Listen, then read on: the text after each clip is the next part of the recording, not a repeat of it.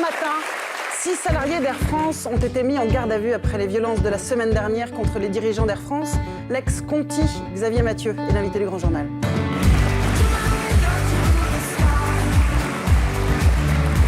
Bonjour, merci Xavier Mathieu. Ça va, vous soufflez, pourquoi ? Mais parce que ça fait 4-5 jours que je refuse toutes les télés, toutes les chaînes de radio, parce que j'en peux plus. Et je suis là pour Ligny Escudero. Voilà, c'est pour ça que je suis venu. Uniquement pour Ligny Escudero. Expliquez-nous. Parce que je rage. Je rage depuis quelques jours de ce que je vois. Le lynchage. Je suis écœuré du lynchage, mais le lynchage que tous les médias ont fait envers mes camarades qui se battent. Parce que moi, j'ai vécu ce qu'ils ont vécu, les Conti, on a vécu ce qu'ils ont vécu. Et je suis dégoûté, en fait. Je vous dis franchement, je suis dégoûté de ce lynchage parce que le carnage que ça engendre, des licenciements, c'est quoi à côté d'une chemise arrachée, d'un mec qui s'est fait simplement un peu molester, encore molester. Quelqu'un était dans le coma, vous le savez ?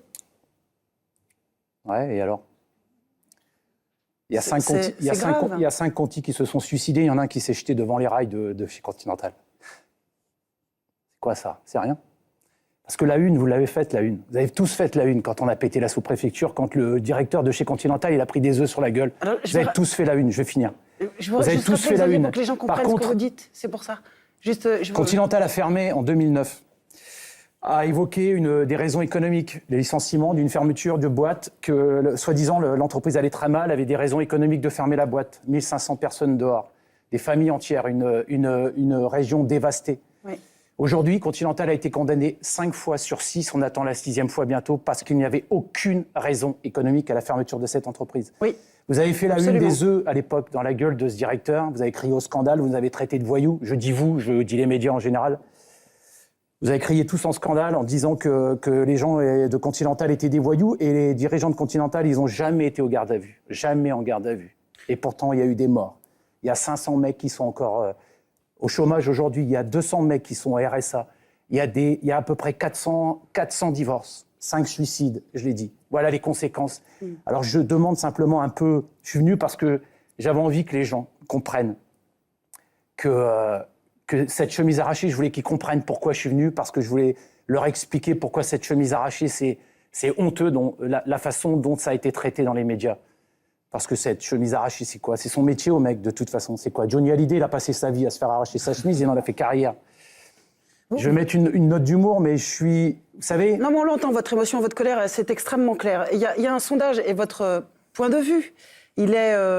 Je ne sais pas s'il est partagé, mais en tout cas, il y a des chiffres, Diego, je crois que tu les as. Je crois qu'il y avait un IFOP et Sud-Ouest dimanche, on dit qu'on fait un sondage, 54% des Français disent qu'ils comprennent, mais n'approuvent pas. Donc il y a 38 à le condamner et 8 qui approuvent. Des pourcentages. Ouais. Bah ouais. Vous condamnez vous aussi ou... Non, vous ne condamnez pas. Non, et je rends même hommage à la classe ouvrière qui, depuis 2008, il n'y a jamais eu un vrai drame. Il n'y a jamais eu un vrai drame. On serait aux États-Unis où tout le monde avait des armes, il y en a une paire qui serait fait plomber. Il n'y a jamais eu. Moi, je rends respect à la classe ouvrière parce que le grand patronat, ceux que vous protégez avec la chemise arrachée, il y a des centaines de morts. Même des gens qui meurent au travail. Vous ne pouvez pas me laisser dire ça, mais je le dis.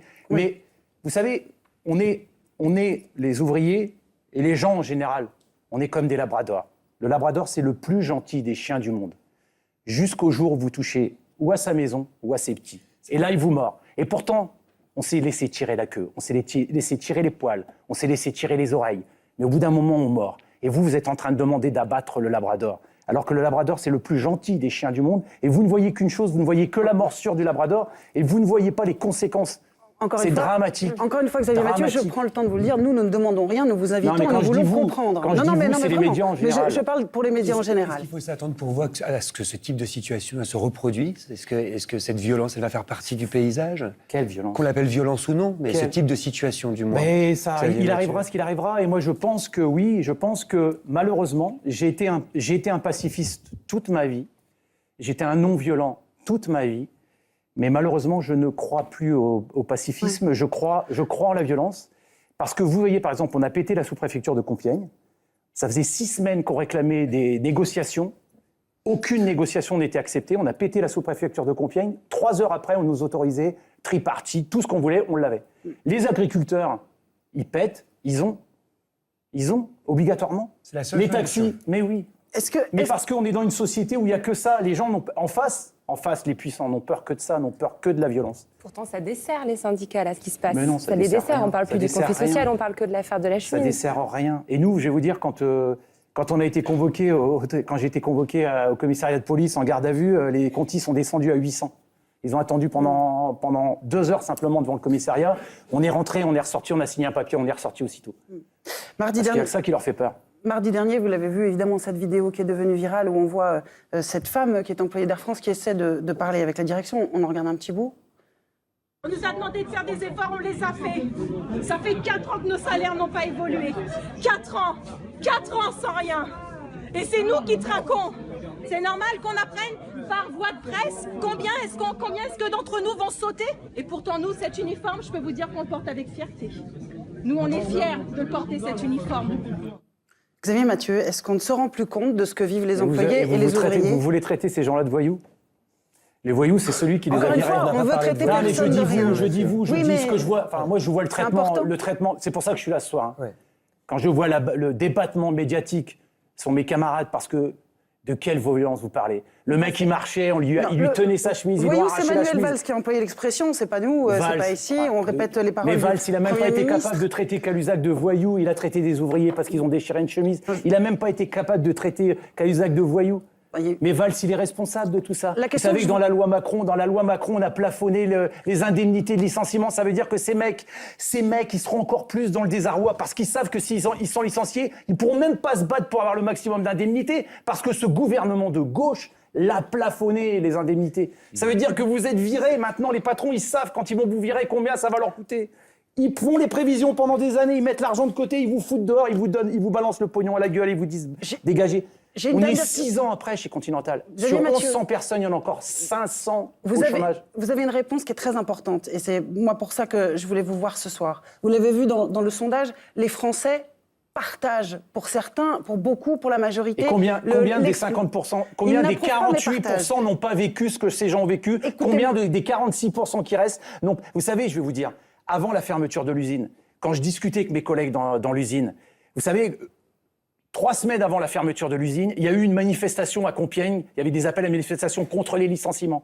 Chez Continental, à la CGT, on avait appelé à aller manifester. On était 17 de Continental sur 1120. 17. Vous les auriez interviewés à l'époque en disant « Est-ce que Nana, les sentiments ?» Ils vous auraient répondu la même chose.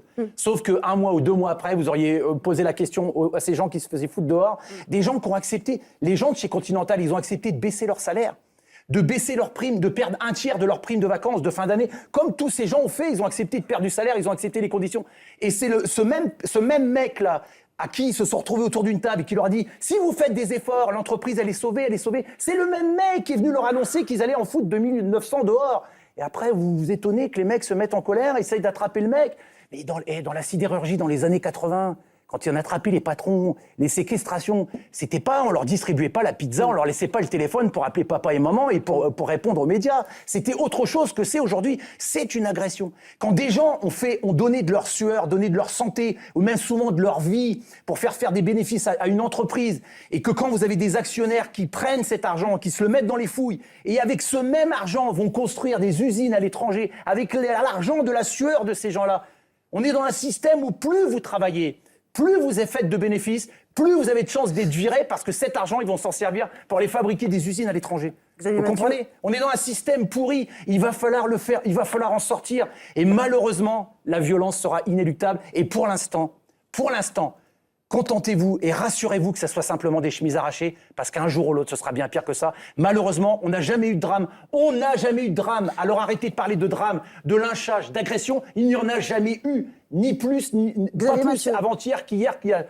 Non, mais j'entends votre colère, on l'entend, et vous l'exprimez parfaitement Mais merci- bien. Votre merci de message est m'avoir passé. invité. Merci Je de suis m'avoir extrêmement heureuse que vous soyez venu ce soir, mais je vous assure, ça n'est pas une France contre une autre, en tout cas pas ici. Merci beaucoup d'avoir pris la parole ce soir.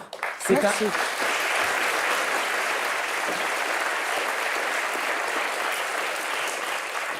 C'est un autre discours de vérité qui n'est pas majoritaire, Je vous en prie. qui malheureusement, non mais